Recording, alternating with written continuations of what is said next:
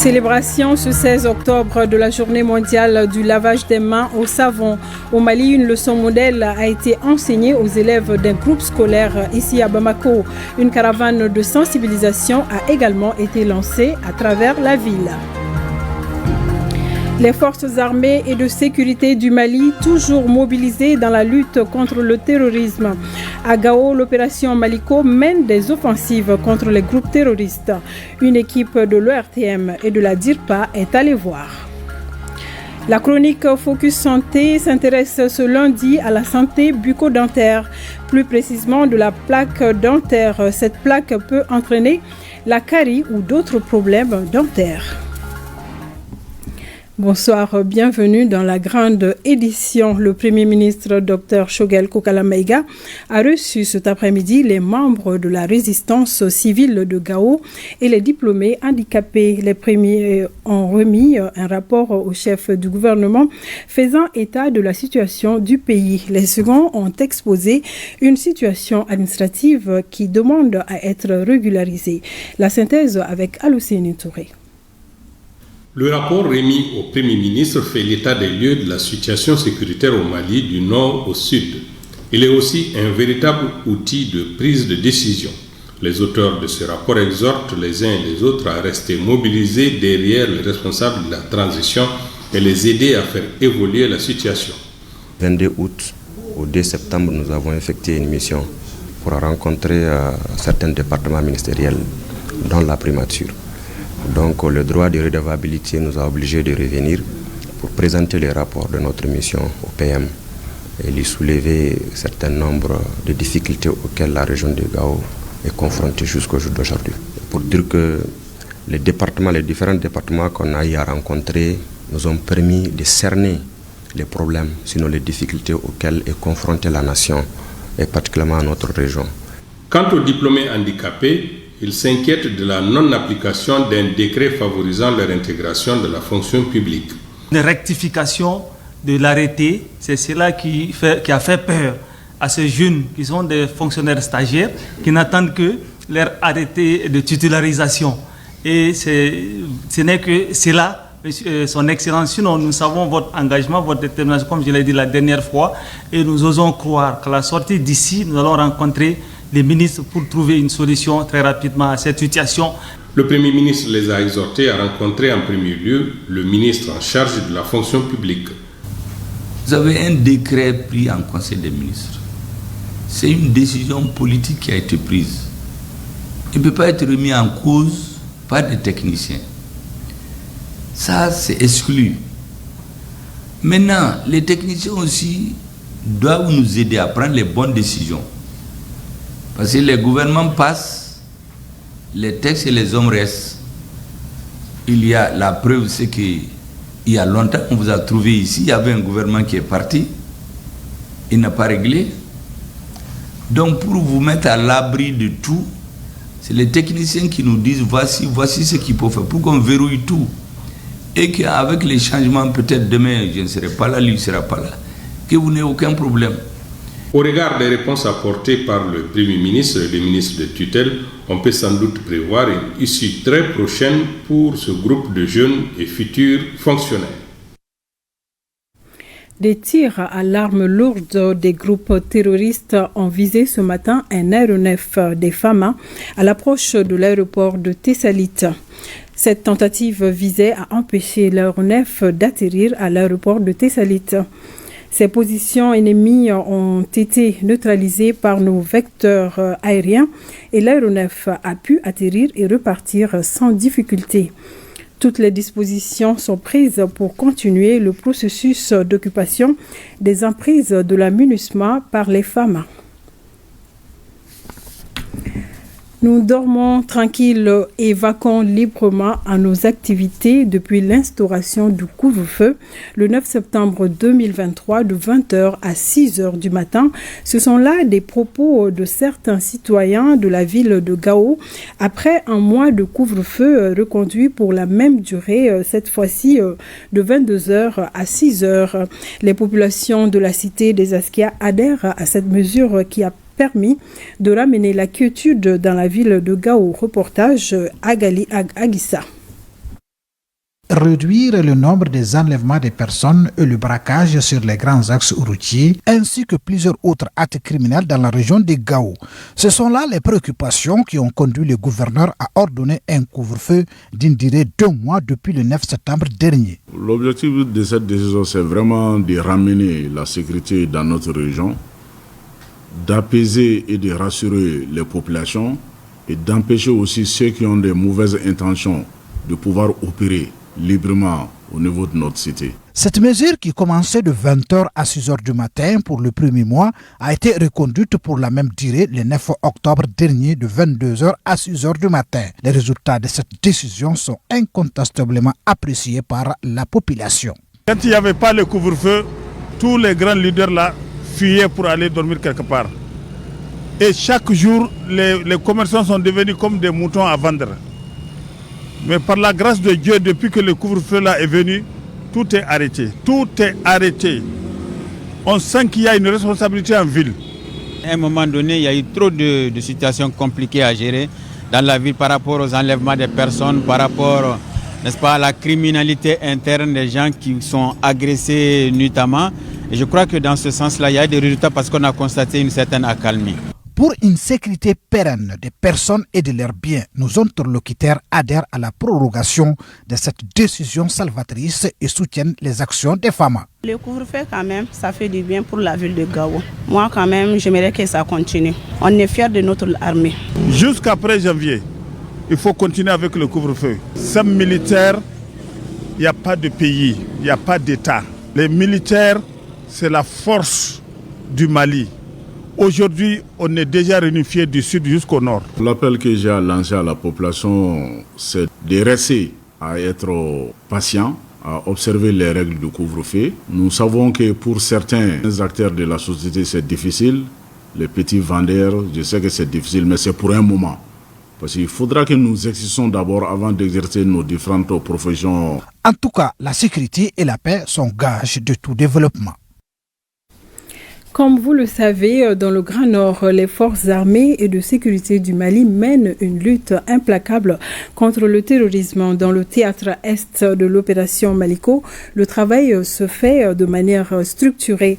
L'offensive contre les groupes terroristes se prépare dans les bureaux et s'exécute sur le terrain avec succès.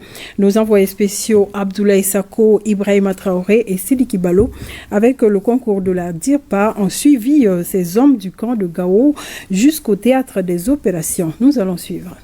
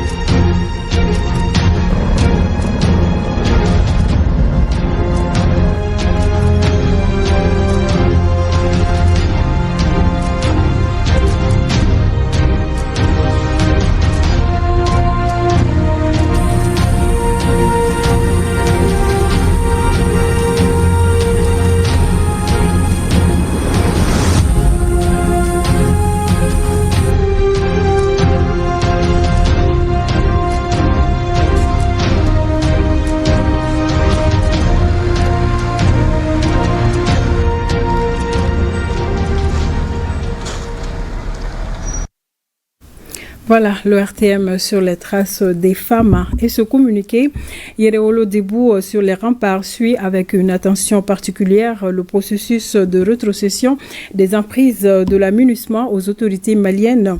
Selon la résolution 2690 du Conseil de sécurité des Nations Unies, le 30 juin 2023, pour un retrait ordonné, sécurisé et coordonné, Yereolo déplore la note des Nations Unies du 14 octobre dernier adressée au correspondant Mali-MINUSMA et constate avec beaucoup de regrets les implications extérieures tendant à augmenter la violence afin que la MINUSMA reste au Mali pour achever son projet de division du Mali. Yereolo condamne avec la dernière énergie la déclaration du ministre français des Armées sur le site du Sénat français quant à une partition du Mali dans les semaines ou dans les mois à venir. Yereolo debout sur les remparts informe l'opinion nationale et internationale que le temps de la dénonciation, de la lamentation et de la mise en garde est désormais révolu. Toute entrave à ce processus serait considérée comme un manque de respect au choix du peuple opéré par nos autorités. Comme annoncé dans les titres, ce lundi 16 octobre est célébrée la journée mondiale du lavage des mains au savon. Ici à Bamako, une leçon modèle a été enseignée aux élèves du groupe scolaire Moriba Traoré de Niamakoro. En présence des ministres de la Santé et de l'Éducation nationale, une caravane de sensibilisation a également été lancée à travers la ville Batraoré. Lundi, premier jour de la semaine, il est 7h30 au groupe scolaire Moriba Traoré de Niamakoro en commune 6 du district de Bamako. L'activité phare de la journée est la leçon modèle de lavage des mains au savon. L'exercice consiste à faire des démonstrations devant les élèves afin qu'ils comprennent que ces gestes simples peuvent les protéger contre les maladies diarrhéiques à virus et certaines affections de la peau. L'événement est suivi par le ministre de la Santé et du Développement social accompagné de son collègue de l'Éducation nationale. Le lavage des mains, il faut le faire à certains moments avant de donner à manger ou de manger, quand on sort des toilettes, quand on change les enfants, et chaque fois qu'on touche quelque chose de sale, il faut se laver les mains. C'est très important et ça guérit contre beaucoup de maladies. Ça évite d'aller à la pharmacie acheter des médicaments pour soigner des maladies. Et comme on le dit, mieux vaut prévenir que guérir. Vous allez être nos ambassadeurs envers toute la famille. Adoptez ce geste-là, parce qu'il en va de votre santé. Qui dit la santé dit un parcours scolaire facile. Donc ce que nous vous souhaitons, c'est être en bonne santé, faire un parcours, un cursus scolaire normal et réussi. Fatoumata Tangara est parmi les élèves de la classe expérimentale du jour. J'ai compris la leçon, je vais donner la recette à ma famille. Et pour mieux véhiculer le message, une caravane de sensibilisation de 3 jours est lancée à travers les 6 communes du district de Bamako. Elle est organisée en partenariat avec l'UNICEF, l'OMS et l'ONG WaterAid. Il faut intensifier encore ces modèles de leçons dans les écoles pour que les enfants puissent être les vecteurs pour véhiculer les messages au niveau communautaire et dans les lieux publics. L'activité s'inscrit dans le cadre de la 16e édition de la Journée mondiale de lavage des mains au savon, dont le thème porte sur des mains propres à porter. Autre journée internationale, celle de la canne blanche couplée au mois de la solidarité. À cette occasion, l'Union malienne des aveugles reconnaît les efforts consentis par le ministre en charge de la santé pour l'épanouissement de ses membres dans la société. La dite association, sous le leadership de la Fédération malienne des associations des personnes handicapées, a procédé à une remise de canne blanche le week-end dernier. Le compte-rendu de Hawa Adama Koulibaly. Rouge sur l'extrémité et pliable en 5 parties, il est le symbole de la cécité et de la malvoyance. La canne blanche, pour ses utilisateurs, est plus qu'un instrument de mobilité. La canne blanche n'est pas un simple bouilloire. Elle nous murmure les dangers et nous parle silencieusement de chaque obstacle. Elle n'est pas un simple outil, elle est le symbole de notre survie. L'Union malienne des aveugles n'a pas dérogé à sa règle. Comme chaque année, elle offre une canne blanche en guise de gratitude à une personnalité du pays. Le choix s'est porté sur une grande dame, une dame généreuse, ouverte. J'ai nommé Madame la ministre de la Santé et du Développement social. Madame la ministre a prôné l'inclusion des personnes vivant avec un handicap. Nous osons croire qu'avec plaisir, Madame la ministre va accepter notre canne blanche qui est pour nous symbole de médaille. C'est comme les personnes handicapées lui décorent au plus grand mérite des médailles qui existent sur la terre. Après réception de la canne, le secrétaire général du ministère chargé de la Santé rappelle la place de ces visiteurs dans notre société et lance des messages de sensibilisation pour lutter contre l'exclusion. Les personnes vivant avec un handicap en général et celles des malvoyants forment le groupe le plus hétérogène. Bien plus qu'un groupe vulnérable, elles sont une source de connaissances, d'expériences, d'enrichissement indispensables à notre évolution collective. Les personnes en situation de handicap sont enfin considérées comme des sujets de droit à part entière et non plus comme des objets de soins. L'édition 2023 de cette journée est placée sous le thème « Canne blanche, symbole d'autonomie et de résilience » pour montrer encore une fois l'importance de comprendre le langage de cet outil qui joue une fonction de vue pour ses utilisateurs. Suite des visites de terrain de la ministre de la Santé et du Développement social à Ségou, le colonel Assaba Diallo Touré s'est rendu dans les services relevant de son département. Objectif, recueillir les préoccupations afin d'y trouver des solutions. Partout où la ministre est passée, elle a exhorté l'ensemble des services à donner le meilleur d'eux-mêmes pour satisfaire les besoins des populations. Compte rendu, Jacqueline Dako. Du centre de santé de référence Famori Doumbouya à l'hôpital Nianakoro-Fomba, en passant par le centre de santé de la garnison, le ministre de la Santé et du Développement social s'est imprégné des difficultés majeures et les besoins les plus urgents. Mais aujourd'hui, la première difficulté à laquelle nous avons fait, c'est la prise en charge de nos blessés de guerre. Madame le ministre est en terrain connu et c'est à quelle porte il faut taper ou bien quelle dispositions il faut prendre pour pouvoir nous appuyer à Souhé. Si le ministre même arrive à faire le déplacement pour venir dans nos différentes structures, nous encourager, ça c'est un plus. Je lance un vibrant appel à mes collègues de doubler d'efforts parce qu'il n'est pas facile notre travail. Autre structure visitée par le ministre et sa délégation, les directions régionales de l'INPS, de la CANAM, de la CMCS et la Direction régionale du développement social et de l'économie solidaire. Cette visite a permis à chacun d'entre nous de nous renforcer dans nos missions respectives et de comprendre qu'avec l'engagement, on peut atteindre tous les objectifs fixés par l'État. Une réunion de cadre aura permis d'harmoniser les points de vue pour mieux répondre aux besoins des populations en matière de santé et de protection sociale.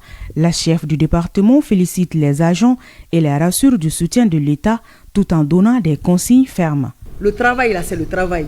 Soit tu travailles, on y va, ou bien tu ne peux pas, on s'arrête. Et présentement, la vision du ministère de la Santé, c'est le train qui est là. Celui qui peut venir avec nous, tu viens, on travaille. Aussi, dans le cadre de la 28e édition du mois de la solidarité et de la lutte contre l'exclusion, la ministre a rendu une visite à Awakone, 112 ans domicilié à Baradadji, ainsi qu'aux notabilités et chefs religieux de Ségou. Et nous restons à Ségou où dans le cadre du mois de la solidarité, le gouverneur est allé voir les malades de l'hôpital Nianakoro-Fomba. Il s'agissait pour lui de s'enquérir aussi des conditions de travail de la structure.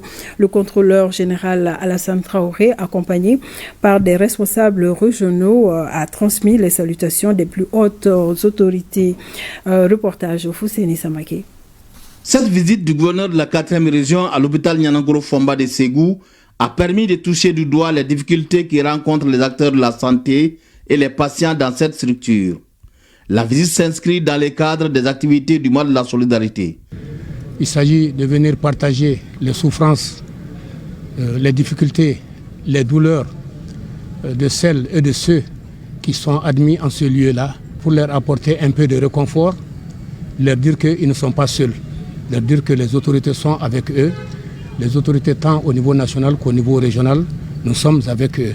Les patients et accompagnateurs apprécient ces gestes de solidarité des autorités régionales qui réconfortent les malades. Nous sommes très contents de cette visite du gouverneur. Si j'arrive à trouver des médicaments, ce sera un plaisir. Je remercie les autorités qui pensent en nous les malades. Dans les différentes unités, les difficultés sont entre autres l'insuffisance de matériel, de personnel et de locaux. Nous allons réfléchir, les responsables de l'hôpital et moi-même, pour essayer de faire parvenir en haut lieu toutes les préoccupations qui sont celles de l'hôpital au jour d'aujourd'hui. Je pense qu'il est important qu'on tienne compte des difficultés de ce grand hôpital-là. Après la visite des différentes unités et les échanges avec les agents, le gouverneur a remis des matériels d'hygiène à la direction de l'hôpital Nianangoro Fomba de Ségou. À Koutiala, plusieurs activités ont marqué la 28e édition du mois de la solidarité et de la lutte contre l'exclusion.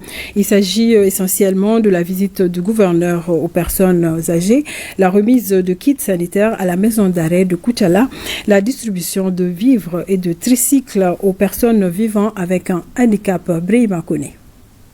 Les autorités régionales de Koutiala estiment que la finalité du mois d'octobre est de garantir la cohésion sociale. Aussi sont-elles convaincues que ce moment d'intensification des actions de bienfaisance envers ceux qui en ont besoin est un véritable vecteur de lutte contre la pauvreté et l'exclusion. C'est tout à fait correct. C'est quelque chose qui continue chez nous. Mais on a seulement voulu magnifier à travers ce mois pour qu'on se penche un peu sur cette solidarité à l'endroit des personnes vivant avec soit un handicap ou bien âgées. Cette 28e édition du mois de la solidarité et de la lutte contre l'exclusion a été mise à profit par le gouverneur pour rendre visite et donner des cadeaux à 4 personnes âgées de la capitale de l'Or-Blanc. Autres activités menées, ce sont la remise de kits sanitaires à la maison d'arrêt de Koutiala, la distribution de vivres et de tricycles aux personnes vivant avec un handicap. La personne la plus âgée qu'on a visitée avait 103 ans. La dame qu'on a visitée avait 91 ans. Elle voulait même se lever pour danser. On a toujours besoin de l'aide de bénédiction. Vive les femmes qui vivent vraiment ce pays-là. Par la présence de ces femmes parmi nous et aussi au front, nous pouvons dormir. À Koutiala, Mamadou Traoré, DM chargé de mission à la CMDT, et Adjané Diara, PDG de Diara Transport, sont respectivement parrains et marraines de cette 28e édition du mois de la solidarité et de la lutte contre l'exclusion. Les 20 logements sociaux de Nara ont été attribués à leurs bénéficiaires. Le 10 octobre 2023, le gouverneur de la région de Nara, le colonel-major Amara Doumbia, a présidé la remise des clés aux 20 familles bénéficiaires. C'était en présence des autorités politico-administratives et notabilités de la ville. Reportage de notre correspondant permanent, Modibo Keita, avec la voix de Saloum Konaté. Grâce à l'État, elles ont désormais un toit, c'est-à-dire les 20 familles bénéficiaires des logements sociaux de Nara, composés de salariés et de non-salariés. Parmi ce lot figurent aussi des Maliens de l'extérieur. Les 20 logements sociaux de Nara, construits en 2015, ont été entièrement financés sur le budget national. Pour ce faire, l'État a confié les travaux à des entreprises pour les études, les constructions, les contrôles, la voirie, le drainage, l'adduction d'eau, l'électrification, à un coût total de réalisation de 340 78 359 francs. C'est pas. Vous serez propriétaire de maisons, un patrimoine à préserver. La notion de propriété, de voisinage, d'utilisation des espaces verts et tout ce qui en découle se présente sur cette cité. Je mets surtout l'accent sur la régularité du paiement. Quant au gouverneur de la région, il a félicité la commission d'attribution des logements sociaux pour sa transparence, mais exhorte les bénéficiaires à prendre soin des locaux et à respecter les normes d'occupation. Je prends l'engagement, dans la mesure du possible, d'agir devant qui de droit pour le second programme des logements sociaux de Nara puisse enfin démarrer pour faire encore plus de bienheureux parmi vous. vous souhaitant bonne chance dans vos nouvelles maisons. Le souhait de tous les habitants, voire de tous les Maliens, est d'avoir chacun un toit. En troisième région, donner plus de visibilité aux technologies et innovations agricoles résilientes au changement climatique et sensibiliser les communautés sur la diffusion et l'adoption de ces technologies. C'est l'objectif d'une visite intercommunautaire initiée par le projet TARS Pro Mali. Le cadre est marqué par des échanges d'expériences et des démonstrations des techniques culturelles de plusieurs variétés de céréales. Moussokoro Sérimé. C'est le village intelligent face au climat de Sabini-Bougou, dans la commune rurale de Fama, qui abrite cette journée intercommunautaire du projet TARS Pro Mali, aux technologies et innovations agricoles pour l'accroissement de la résilience des systèmes de production et des exploitations familiales en Afrique de l'Ouest et du Centre. Dans ce parc de démonstration, on trouve 6 spéculations mises au point par la recherche au cours des 10 dernières années, dont 20 variétés améliorées et 6 variétés locales. L'objet de notre présence est d'échanger avec les producteurs en matière de changement climatique et de sensibiliser les communautés sur la diffusion et l'adoption des technologies et innovations agricoles résilientes au changement climatique. Bon, ça peut aider les producteurs dans l'amélioration de la malnutrition et l'augmentation des rendements. Et surtout avec des variétés qui ont des cycles courts, surtout par rapport au changement climatique, ça aide beaucoup nos producteurs. Cette visite intercommunautaire permet ainsi aux acteurs des différentes chaînes de valeur d'apprécier les nouvelles technologies et innovations agricoles et de se situer sur leur choix à expérimenter. Malgré l'arrivée tardive des semences, je suis émerveillée par leur évolution et surtout la qualité des graines. En tout cas, je suis intéressée par les 6 variétés.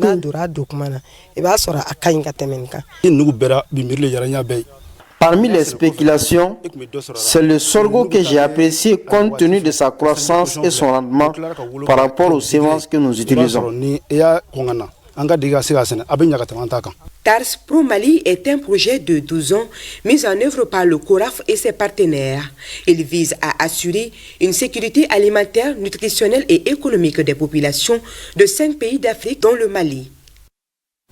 Dans le cadre de la célébration de la journée internationale dédiée aux filles célébrée chaque 11 octobre, le Plan Mali et l'ambassade de Suède ont initié un cadre de responsabilisation qui consiste à confier la gestion de l'ambassade à une fille pendant une journée. L'objectif global de cette journée est de mettre un accent particulier sur leur rôle dans la refondation de l'État malien. Il s'agit aussi d'encourager les filles à avoir confiance en elles-mêmes. Suivons avec Boubacar Kanouté. Aminata Kontao, 21 ans, détentrice d'une licence professionnelle en gestion des entreprises. Elle est la nouvelle ambassadrice plénipotentiaire de la Suède au Mali. Cette ambassade couvre le Mali, le Niger et la Mauritanie. Mademoiselle Kontao a une lourde responsabilité de gérer les affaires courantes pendant cette journée. Pour planter le décor, elle initie un cadre d'échange avec le personnel de sa juridiction. L'histoire de mieux s'imprégner de la coopération bilatérale entre les 2 pays. Une jeune coopération mais dynamique qui touche tous les domaines. Je suis très émue d'être ambassadrice de la Suède en cette journée spéciale de la commémoration des droits des filles. Les échanges ont porté sur les violences faites aux filles et aux femmes. Nous avons aussi parlé de la place de la femme dans la refondation du Mali. Les échanges ont été très enrichissants. La capacité de transcendance, la finesse d'esprit et la vision large des dossiers de la nouvelle ambassadrice a ému plus d'un. Cette initiative de Plan Mali vise à susciter le goût du leadership chez les filles qui constituent l'avenir du pays. Aminata, elle est vraiment à l'auteur de cette défi d'être l'ambassadeur de Suède, non seulement du Mali, mais aussi de la Mauritanie et du Niger. On finance beaucoup de programmes aussi qui visent l'autonomisation de la fille et de la femme. Et donc c'est une question très importante pour la Suède, parce que nous sommes une société égale. Cette journée est une occasion de faire entendre leur voix sur la scène mondiale. Les jeunes filles ont d'énormes talents, mais inexploités à cause des pesanteurs sociales. informer et sensibiliser les différents acteurs de la crise malienne et de la société civile sur les recommandations du 8e rapport alternatif citoyen de la coalition citoyenne de la société civile pour la paix, l'unité et la réconciliation nationale au Mali. Tel est l'objectif d'un atelier qui s'est déroulé samedi dernier à l'hôtel de l'Amitié de Bamako. Cette rencontre est une contribution de la coalition pour un retour définitif de la paix au Mali, nous dit Mamadou Fane. La coalition citoyenne de la société civile pour la paix, l'unité et la réconciliation nationale a mené des études assorties de recommandations et de résolutions alternatives sur la crise malienne. C'est dans ce cadre qu'elle a initié cet atelier d'information, de sensibilisation et d'appropriation des recommandations issues de ces études pour partager le contenu avec les acteurs de la société civile, les mouvements signataires de l'accord pour la paix, les partis politiques, les partenaires techniques et financiers, entre autres. La coalition citoyenne, par ma voix, sollicite votre expertise et vos avis les plus objectifs pour faire l'évaluation des propositions pertinentes et enrichir notre réflexion par des suggestions de nature à améliorer l'appropriation de nos recommandations par les principaux acteurs impliqués dans la recherche de solutions à la crise. Au sortir de cette rencontre de haut niveau, un pacte sera scellé entre nous, faisant de chacun de vous un ambassadeur. Les défis sécuritaires, politiques, institutionnels et sociaux, la mise en œuvre de l'accord pour la paix et la réconciliation nationale, la problématique du dialogue avec certains acteurs de la crise sont des thématiques qui seront abordées par les participants. On est là pour soutenir notre partenaire malien, comme la coalition, dans le processus. Et tous les autres processus au Mali qui sont bons pour la démocratie et pour le développement du pays. Pour discuter toutes les questions qui sont difficiles au Mali, pour trouver une solution qui va être applicable pour tout le monde. Les recommandations issues de cet atelier vont contribuer à améliorer le contenu du 8e rapport alternatif de la coalition pour une sortie durable de la crise au Mali. Sur un tout autre plan, lancement de la marque de lait Bonnet Rouge à Bamako. C'est une initiative de Friesland Campina West Africa, détentrice de la marque Belle Hollandaise. Occasion pour les invités d'apprécier une gamme de produits variés sur le marché malien. Reportage à Guy Koulibaly. Un nouveau produit vient d'être lancé sur le marché malien. Il s'agit du lait Bonnet Rouge, une gamme de produits variés qui répond à tous les besoins des consommateurs. Bonnet Rouge est encore dans l'esprit des consommateurs parce qu'il était là et il a disparu. Donc de façon officielle, de façon légitime, on vient donc réintroduire cette marque-là donc sur le marché malien pour permettre à nos consommateurs de pouvoir bénéficier des qualités nutritionnelles de ce produit-là. J'espère juste que le Bonnet Rouge occupera la place qui est restée au niveau de nos produits. Et que, très honnêtement, ce sera aussi une entreprise citoyenne qui s'occupera aussi de nos populations. Très heureux de l'arrivée de cette nouvelle marque au Mali, les partenaires commerciaux n'ont pas manqué d'exprimer leur satisfaction. Nous vous soutenons, nous vous encourageons, nous félicitons aussi bien la compagnie qui est fabricante de ce produit que nos distributeurs locaux, Sagio Distribution, qui nous fait honneur aujourd'hui en montrant que, à travers son professionnalisme, une entreprise malienne peut assumer le leadership de la distribution d'un produit qui a autant de valeur et un poids historique très élevé. La prestation artistique de la compagnie Farafina, la remise de kits de lait, la visite des stands des produits suivie d'une séance de dégustation ont été les temps forts de ce lancement. Tenue à Bamako de la 30e Assemblée générale de l'Association malienne des femmes d'église protestantes. La rencontre qui a regroupé les participantes venues de Kajolo, Kaye et du district de Bamako a été marquée par plusieurs activités. Benoko Fofana. À l'entame des travaux de cette rencontre de l'Association malienne des femmes d'église protestantes AMAFEP, la présentation du rapport d'activité des 5 dernières années du bureau sortant, des activités marquées par la tenue du premier camp des jeunes filles, la pose de la première pierre du centre multifonctionnel de Banazolé. Les journées de la jeunesse, les rencontres mère-fille, parmi tant d'autres activités. Je n'oublie pas la jeunesse, qui étaient à nos côtés à chaque fois que le besoin est là. Les participantes à cette 30e assemblée, en plus d'échanger sur les textes et formuler des recommandations pour la bonne marche de leur organisation, elles ont procédé au renouvellement du bureau. Une équipe de 9 membres a été mise en place. Elle aura la lourde tâche de conduire les destinées de l'association pour les 5 prochaines années. Je rends grâce à Dieu, c'est lui qui choisit, c'est lui qui équipe. Que le Seigneur lui-même m'accompagne dans ces lourds fardeaux, qu'il me donne la force et qu'il donne la force aux membres du bureau aussi, que nous puissions nous donner la main dans l'amour pour travailler pour le Seigneur, pour glorifier son nom. Au nom du ministre des Affaires religieuses, du culte et des coutumes, dire merci et félicitations au bureau sortant de l'AMAFEP pour les efforts consentis non seulement en faveur des femmes, mais également de l'Église et de toute la nation malienne. Une séance de prière pour le retour de la paix dans notre pays a mis fin à cette 30e Assemblée générale de l'AMAFEP.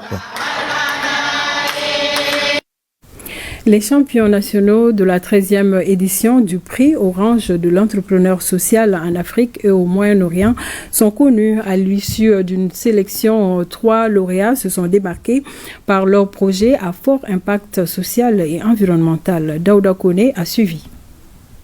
Le prix Orange de l'entrepreneur social en Afrique et au Moyen-Orient, POESAM, récompense les jeunes entreprises qui utilisent les technologies de l'information et de la communication pour répondre aux besoins locaux. Le concours est divisé en 2 étapes, le niveau national et international. C'est ouvert à tout le monde. Ceux qui ont des startups déjà établies ou ceux qui ont juste des idées qui sont en place. On postule uniquement en ligne pour faire de la transparence. Au niveau national, on a 3 prix techno. Alors j'insiste là-dessus, 3 prix techno. Un premier prix de 5 millions, un second de 4 et un troisième prix de 3 millions. ICACARD, BKST, Akala se sont classés respectivement premier, deuxième et troisième du POESAM 13e édition. Le porteur du projet ICACARD exprime sa satisfaction après avoir reçu le chèque de 5 millions de francs CFA. C'est un réel plaisir pour nous d'être premier à ce concours-là. Et je dirais que ça ne nous a pas également aussi étonnés parce que c'est à ça que nous avons pensé depuis toujours. C'est-à-dire nous avons essayé de mener des actions afin de poser aussi des actes pour amener quelque chose à la société. Le représentant du ministre de l'Entrepreneuriat national, de l'Emploi et de la formation professionnelle salue l'initiative. Félicitations pour les lauréats. Et ça donne espoir que tout n'est pas perdu et que les jeunes Maliens, en tout cas, ont leur mot à dire sur l'échiquier national, africain et même mondial. Félicitations, beaucoup de courage. Au dire des responsables de Orange Mali, en plus de la récompense financière, les lauréats bénéficieront d'un accompagnement sur une période de 6 à 9 mois pour le développement de leur projet. La Maison des Jeunes de Bamako vibre au rythme de la 5e édition du Festival des cultures traditionnelles du Mali. Le thème retenu cette année est « Célébrons la culture malienne avec nos mécènes vivants ». Reportage Ibrahim Kaoukounate et Alou Bekone.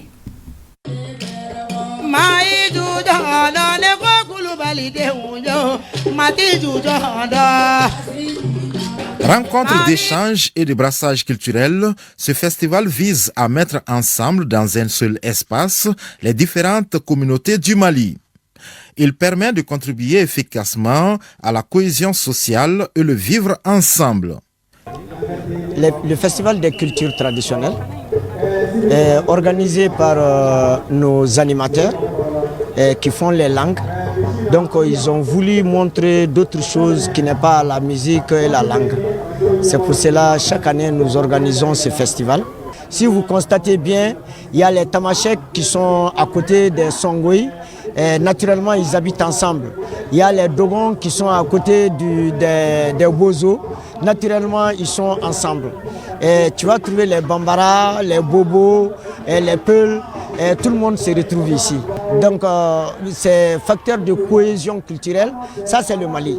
Foire d'exposition vente, causerie débat en direct sur la radio Sigida Kunkaon. Le festival des cultures traditionnelles, c'est aussi un concert et une session de formation à l'intention des femmes sur la teinture. Parce que c'est un lien de divertissement également, de voir nos anciens outils qui sont là et que les enfants d'aujourd'hui, donc c'est une manière de leur montrer ce qui sont ces objets-là aujourd'hui. Je pense que vraiment c'est des choses à encourager. Parce qu'on a vu ici non seulement le maître traditionnel, on a vu l'habitation traditionnelle, on a vu l'habillement traditionnel. C'est des choses à encourager dans le pays. Pendant 4 jours, les participants vont redécouvrir les chants, danses et les belles mélodies des différentes ethnies du Mali.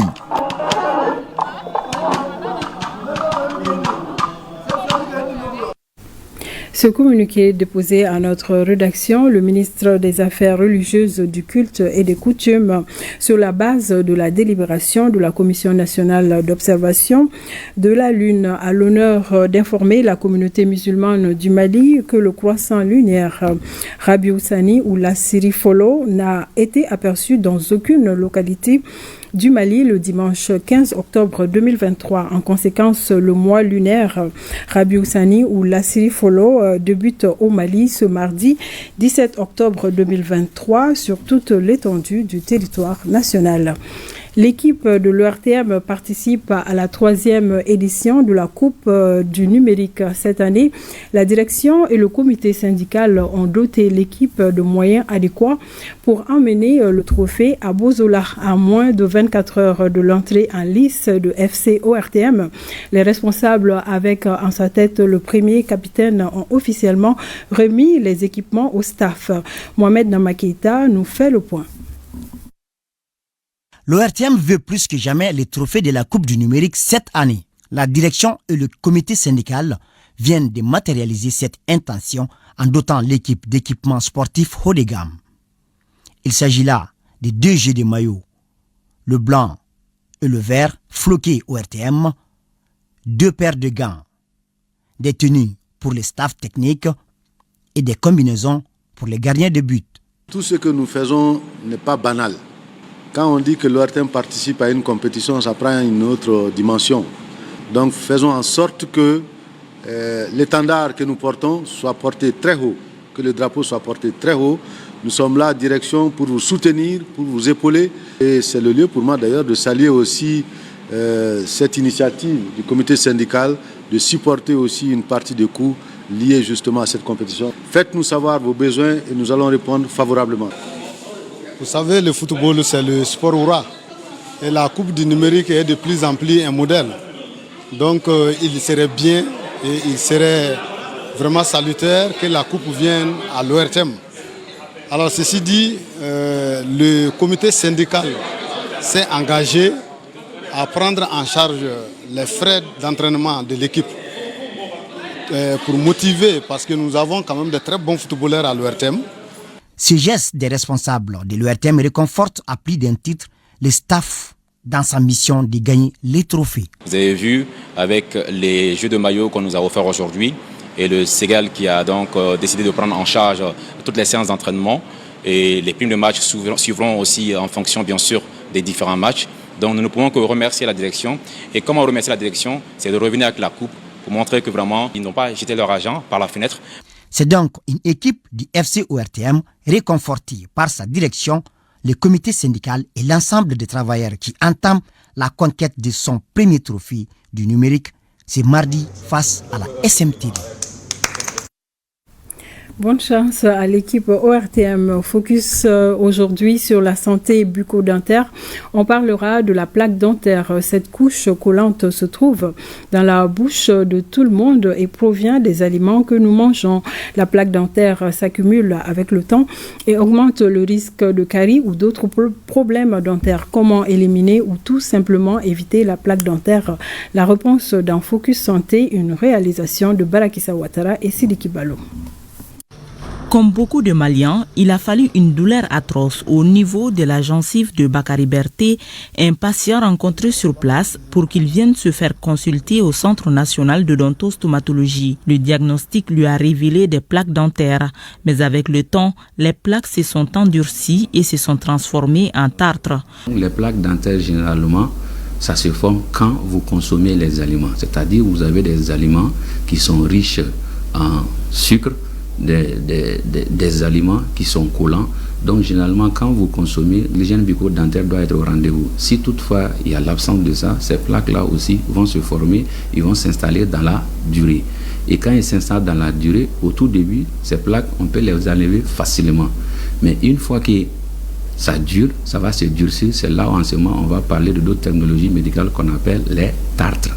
D'autres facteurs de risque comme la prise de médicaments peuvent aussi favoriser l'accumulation des plaques dentaires. Il y a des personnes qui peuvent développer la sécheresse buccale qui sont liées à des pathologies, d'autres non, c'est-à-dire liées à la prise de certains médicaments tels que les médicaments qui concourent c'est-à-dire les médicaments prescrits lors des pathologies de type épileptique. D'accord, ces médicaments-là agissent sur la sécheresse, la cavité buccale et ça rend la cavité buccale sèche. Les conséquences de la plaque dentaire peuvent aller d'une simple irritation de la gencive à une perte progressive des dents. Donc, les conséquences les plus probables, c'est que c'est des microbes qui vont transformer les restes d'aliments que vous allez laisser si toutefois vous ne vous nettoyez pas la cavité buccale régulièrement. Les résidus de ces aliments sucrés seront transformés en acides. D'accord? Et ce sont ces acides-là qui vont agir sur les tissus durs de la dent. Par exemple, un patient qui fait de cardiopathie.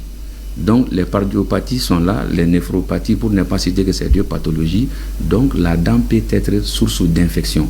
Et ces sources d'infection peuvent prendre son départ à travers la plaque dentaire. Tant qu'on consomme des aliments, les plaques se formeront. Il est donc conseillé de se brosser les dents dans une fréquence modeste de 2 fois par jour. L'idéal, c'est après chaque repas, il faudrait nettoyer votre cavité buccale.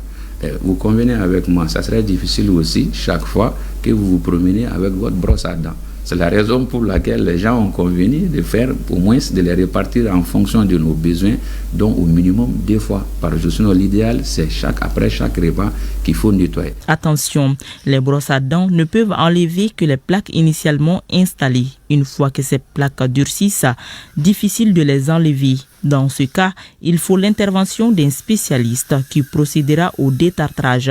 Tout compte fait, tartre ou pas, un nettoyage bucco-dentaire est fortement conseillé au moins tous les 6 mois, soit 2 fois par an pour tout individu. Seul moyen de maîtriser son hygiène bucco-dentaire et éviter toute complication liée aux dents. Et pour terminer, la vieille cité religieuse de Nyoro est en deuil. L'imam de la grande mosquée de vendredi, El Hadj Madjassa Diakité, est décédé jeudi dernier à l'âge de 73 ans. Les populations de Nyoro et environ lui ont rendu un dernier hommage vendredi dernier. Moussa Diakité. Imam à la grande mosquée de vendredi de Nyoro depuis 2023, après le rappel âgé de son père, El Hadji Madjassa Diakité vient de tirer sa révérence jeudi dernier à l'âge de 73 ans. Il a consacré ses 20 ans de carrière à promouvoir la paix, l'entente et le vivre ensemble entre les fidèles musulmans. Ses proches et collaborateurs retiennent de lui un homme intègre, un unificateur, un réconciliateur, bref, un homme de qualité extraordinaire. Nous présentons nos condoléances les plus attristées, que la terre lui soit légère et que Dieu lui accorde le paradis. Une brillante étoile qui vient de s'éteindre. Nous saluons le mérite. Il a laissé aux pauvres sa place au soleil. Il n'a pas été un dirigeant exploiteur de l'islam. Il a été un bienfaiteur. Les moments les plus durs qu'a traversé notre pays, il a été toujours au rendez-vous. Appelé au soutien du Grand Mali, appelé à la solidarité, appelé au vivre ensemble et à la cohésion. Chevalier de l'Ordre national du Mali, Imam Diakité repose depuis vendredi dernier à côté des siens, au cimetière Kelekunda, laissant derrière lui des milliers de fidèles inconsolables. Dors en paix, cher Imam. Amin, et merci de nous avoir suivis. Bonne soirée.